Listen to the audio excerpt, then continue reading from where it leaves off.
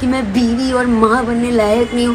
ارے بہن جو مجھ سے تو پوچھو یار, میرے کو بننا ہی نہیں ہے یار کسی کی بیوی, مجھے بننا ہی نہیں ہے ماں. اور جہاں تک وہی بات ماں بننے کی, وہ تو سمپل بایولوجی ہے, اور بایولوجی نہیں ہے تو بہت اور طریقے ہیں, اڈاپشن ہے, بہت چیزیں ہیں یار, میں اپنا دیکھ لوں گی. بسم اللہ الرحمن الرحیم. السلام علیکم دوستو. آج کل سائنس کا دور ہے, اس لیے میں بایولوجی کے تھرو بچہ پیدا کر لوں گی. مجھے کوئی ضرورت نہیں ہے کہ میں جو ہے وہ نکاح کروں, کسی کے ساتھ جو ہے وہ اپنا گھر بساؤں. دوستو یہ کہنا تھا عرفی جوید کا. آئیے دیکھتے ہیں مزید اس نے کیا کہا. اس کے بعد ڈاکٹر ذاکر نائک صاحب کا جواب بھی جانتے ہیں. ویڈیو بہت انفارمیٹیو ہے, آئیے ویڈیو کو سٹارٹ کرتے ہیں. اتنی آنٹی والی بات یار, موشی والی بات ہے کہ میں بیوی اور ماں بننے لائق نہیں ہوں.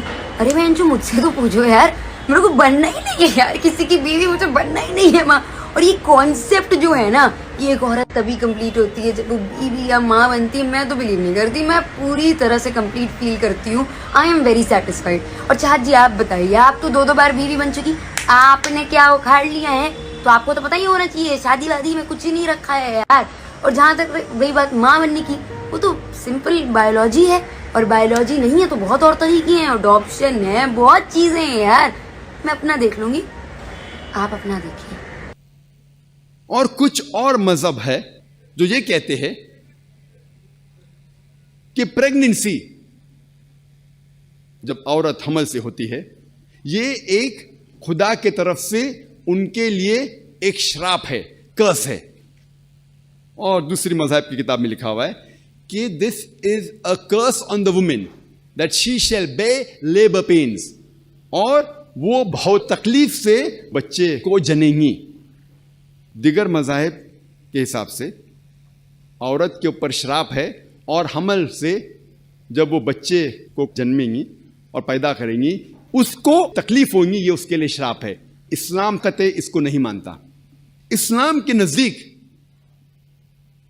عورت کا درجہ حمل کی وجہ سے اونچا ہوتا ہے. Due to pregnancy the status of the woman is reason.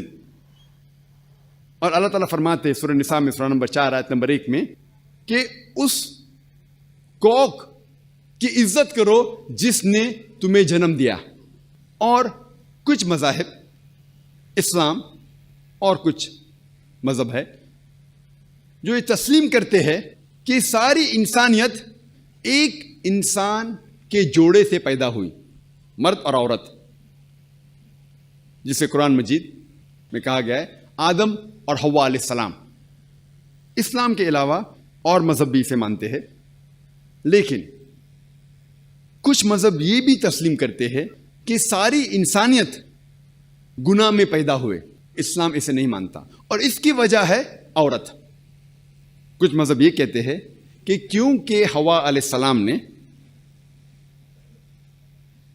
آدم علیہ السلام کو ٹیمپٹ کیا, انہیں بھڑکایا اور اللہ تعالیٰ کی نافرمانی کی, اسی لیے انسانیت گناہ میں پیدا ہوئے. اسے کہتے اوریجنل سن, جو اسلام اس بات کو قطعی نہیں مانتا. اسلام میں آدم علیہ السلام اور حوا علیہ السلام کا بھی ذکر ہے, اور اگر آپ پڑھیں گے قرآن مجید, دونوں نے اللہ سبحانہ و تعالیٰ کی نافرمانی کی اور دونوں پہ الزام لگایا گیا ہے, خصوصاً ایک پہ نہیں.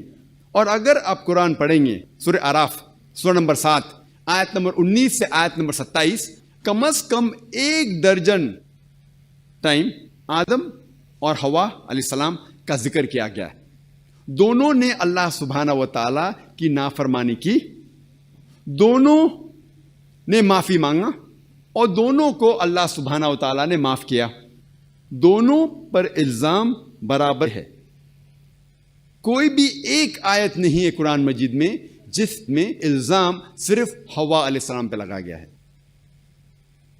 لیکن ایک آیت ہے قرآن میں سورہ طہ سورہ نمبر 20 آیت نمبر 121, جس میں ذکر ہے کہ آدم علیہ السلام نے اللہ سبحانہ و تعالیٰ کی بات نہیں مانی. صرف آدم علیہ السلام کا ذکر ہے. لیکن جب ہم قرآن مجید کو پوری طور سے پڑھیں گے, ہمیں یہ پتہ لگتا ہے کہ دونوں پہ الزام برابر کا ہے کہ دونوں نے اللہ سبحانہ و تعالیٰ کی بات نہیں مانی, دونوں نے معافی مانگی اللہ سبحانہ و تعالیٰ سے, اور اللہ سبحانہ و تعالیٰ نے دونوں کو معاف کیا. اور اللہ تعالیٰ فرماتے سورہ لقمان میں سورہ نمبر 31 آیت نمبر 14 میں کہ ہم نے سارے انسانوں سے کہا ہے کہ اپنے والدین سے اچھا سلوک کرو، اور آپ کی والدہ، آپ کی ماں نے بہت تکلیف سے آپ کو جنم دیا اور 2 سال تک دودھ پلائے۔ اس کا ذکر سورہ احقاف میں بھی ہے، سورہ نمبر 46 آیت نمبر 15، جس میں اللہ تعالیٰ فرماتے ہیں کہ ہم نے انسانوں سے کہا ہے کہ اپنے والدین سے اچھا سلوک کرو، اور آپ کی والدہ نے، آپ کی ماں نے آپ کو تکلیف سے کوکھ میں رکھا اور تکلیف سے جنم دیا، اسی لیے اس کی اور عزت کرو۔ اسلام میں پریگننسی کی وجہ سے، حمل کی وجہ سے عورت کی عزت اور زیادہ ہے۔ اور ایک حدیث ہے صحیح بخاری کی، محمد صلی اللہ علیہ وسلم کی حدیث ہے، صحیح بخاری جلد نمبر 8 کتاب الآداب چیپٹر نمبر 2 حدیث نمبر 2۔ ایک شخص محمد صلی اللہ علیہ وسلم کے پاس آتے ہیں اور پوچھتے ہیں کہ سارے جہاں میں کون سا انسان ہے جس کے ساتھ سب سے اچھا سلوک کرنا چاہیے، کمپیشن اور لو کرنا چاہیے؟ اللہ کے رسول محمد صلی اللہ علیہ وسلم فرماتے تیری ماں۔ پھر وہ شخص پوچھتا ہے اس کے بعد کون؟ پھر وہ کہتے ہیں تیری ماں۔ اس کے بعد کون؟ پھر محمد صلی اللہ علیہ وسلم پھر سے کہتے ہیں تیری ماں۔ وہ شخص پوچھتا ہے اس کے بعد کون؟ پھر محمد صلی اللہ علیہ وسلم کہتے ہیں تیرے والد، تیرا باپ، تیرا پتا۔ اس سے یہ ظاہر ہوتا ہے کہ 75% 3/4 حصہ کمپیشن، لو، عزت کا جاتا ہے والدہ کو، ماں کو۔ پاؤ حصہ جاتا ہے والد کو، پتا کو۔ مختصر سے ماں کو ملتا ہے گولڈ میڈل، سونے کا تمغہ، ماں کو ملتا ہے سلور میڈل، چاندی کا تمغہ، ماں کو ملتا ہے برونز میڈل، تانبے کا تمغہ۔ باپ کو ملتا ہے صرف کنسولیشن پرائز۔ یہ ہمارے پیغمبر محمد صلی اللہ علیہ وسلم کا کہنا ہے۔